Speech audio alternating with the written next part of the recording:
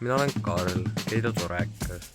Tšau, ma olen Anna. Teeme koostööd pesapeadega, et nemad saaksid edukalt viia läbi kõik pesategevused. Nüüd las ma lasen Annal teile rääkida ühest väga lahedast pesast. Mina räägin teile sellisest pesast nagu Mambo, mille pesapeaks on Berta Pajo. Mambo on muusika ja tantsustiil, mis on kujunenud Kuubal ja millel on iseloomulik puusahööritus, mis kaasneb keharaskuse ühelt jalalt teisele viimisega. Ja mina koos Annaga tegeleme pesade ja töötubadega, mis tähendab, et me valmistame töötubadeks ette.